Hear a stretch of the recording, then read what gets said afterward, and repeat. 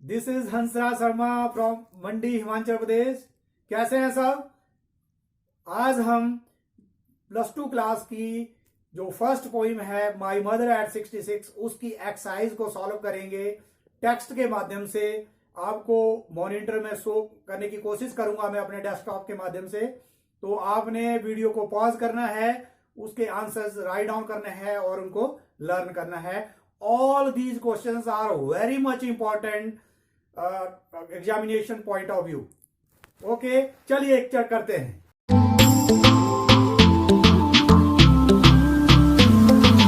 Okay, dear students, now we are going to solve the questions of My Mother at 66 first poem. And as you know, yesterday I have given the explanation of the first poem and the exercise as I have promised yesterday. Now we are going to solve the questions. And dear students, while you are writing down this question, you can pause my video and write down the answers of such questions. And very first question of this poetry: what kind of pain does Kamala Das feel in My Mother at 66? And answer is here. Kamala Das feel pained at the thought of her mother getting old. She was pained to think that she might have to lose her mother soon, as she was likely to die. She also thought that her mother is not going to live long. This thought gives her much pain. तो बच्चों, इसमें क्या है कि आपको पता है कि इस पोइम में सेपरेशन जो है बेसिक थीम है।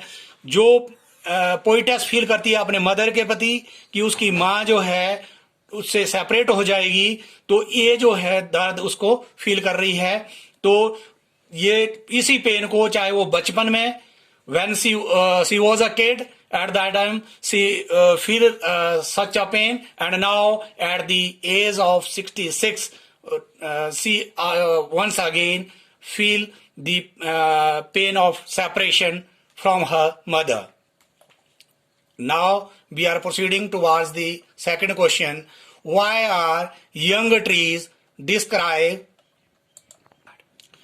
Now, second question. Why are the young trees described as sprinting?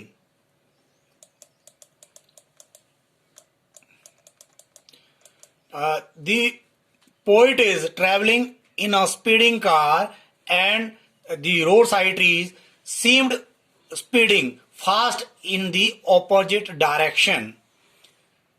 तो बच्चों, जब भी आप लोग किसी कार में, किसी बस में जब ड्राइव करते हैं तो एक इल्यूजन आपके माइंड में क्रिएट होता है कि जैसे जो ट्रीज हैं वो बैकवर्डली मूव कर रहे हैं, लेकिन एक्चुअली क्या होता है, आपकी जो व्हीकल है वो आगे जा रहा होता है। तो वही चीज यहां बताई गई है। So the young trees are described as sprinting. Sprinting का मीनिंग क्या होता है? दौड़ना। जो स्प्रिंटर होते हैं, धावक, तो उसी से लिया गया है स्प्रिंटिंग। स्प्रिंटिंग मीन्स दौड़ना।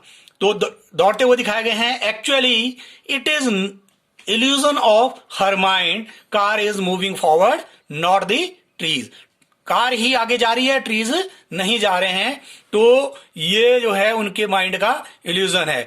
ज्यादा लंबी वीडियो ना हो इसलिए मैं ज्यादा एक्सप्लेन नहीं कर रहा हूं। एक्सप्लेनेशन के लिए आप जो मेरी प्रीवियस वीडियो है उसमें देख सकते हैं, उसमें मैंने एक्सप्लेन किया है। तो आप बच्चों का डाटा भी ज्यादा यूज ना हो, इसलिए कम टाइम में मैक्सिमम जो आप इसको कवर कर पाए, तो मेरी प्रयास है। Question number third. Why has the poet brought in the image of merry children spilling out of their homes? तो ये इमेज जो है क्रिएट की है पोइट्री ने। यहां बहुत इमेजरी दी गई है जिसमें जो हैप्पी चिल्ड्रन है वो जो है वो अपने घरों से बाहर जाकर खेल रहे हैं। तो ये एक कॉन्ट्रास्ट बताया गया है मदर और बच्चों के बीच में। Now the answer is the young trees children spilling out of their homes represent the exuberance and vigour of youth, कि यूथ जो है किस तरीके से एनर्जेटिक होते हैं, फुल ऑफ एनर्जी होते हैं, फुल ऑफ हैप्पीनेस होते हैं, जबकि जो ओल्ड एज है वो इसके बिल्कुल कॉन्ट्रास्ट करता है, बिल्कुल डिफर करता है. They are in complete contrast to the mother, poet's mother. Perhaps the poet has used the image to bring out the pangs of old age and show the contrast between youth and old age. Okay, तो ये एक contrast बताया गया कि कैसे old age में किस तरीके का ह्यूमन बीइंग फील करता है और जब बूढ़ा हो जाता है तो वो कैसा फील करता है, ये यहां पे दर्शाया गया है इस स्टैंजे के माध्यम से. Now we are proceeding towards the fourth question.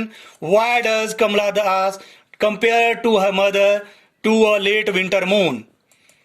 The poet mother has been compared to the late winter moon as the late winter moon is dull, sordid, and it symbolizes the ebbing of life.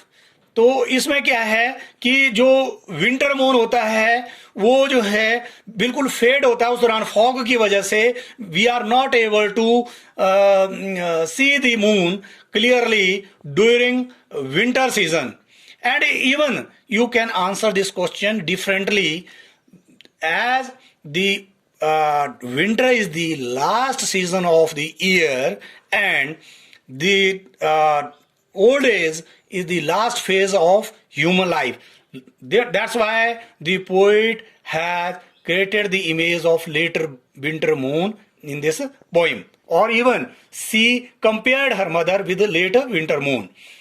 Similarly, the poet mother is pale and old. As I have told you in the previous video, pale is compared with death. As pale as death. ये जो है अक्सर word use किए जाते हैं. तो ये late winter moon से, तो मैंने आपको बार बार कहा कि आप इस क्वेश्चन का आंसर ऐसे भी कह सकते हैं कि winter is the last season of the year, like wisely old age is the last phase of human life, and that's why the poet bring out the image of late winter moon in this poetry.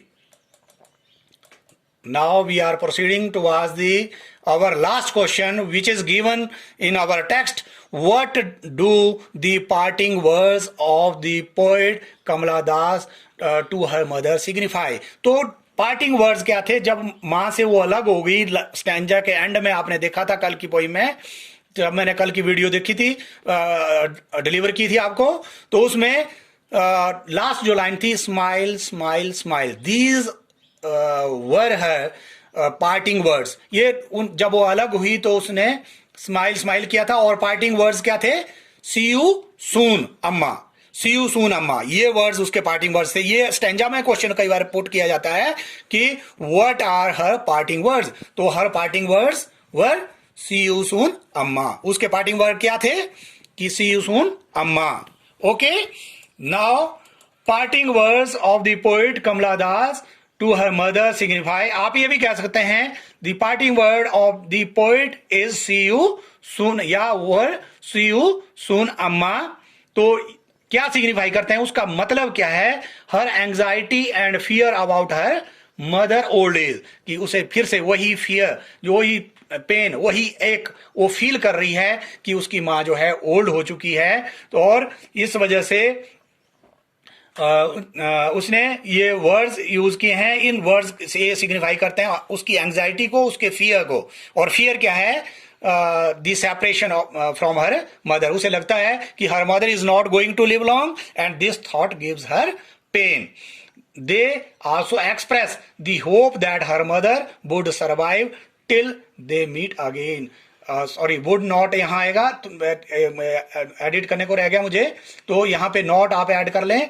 That her mother would not survive till they meet again, कि जब वो फिर से मिलेंगे, जब depart हो रहे हैं, तो हो सकता है कि वो फिर से ना मिल पाए। तो आप ये भी कह सकते हैं कि अगर आप दूसरे तरीके से भी इसका आंसर दे सकते हैं कि when ever you depart from somebody you usually use the word see you soon. Likewise, the poetess has used these words in the end of this poem while she was departing from her mother. तो ये आपके questions थे। आप इन questions को जब आप अपने copy में राइट डाउन करेंगे, आप मेरी वीडियो पॉज कर सकते हैं और इनको अपने मोबाइल के माध्यम से भी लिख पाएंगे। तो नेक्स्ट वीडियो आपको हम देंगे, लेकिन तब तक आप इन क्वेश्चंस को लर्न भी करेंगे और अपनी कॉपी में राइट डाउन भी करेंगे। Thank you very much.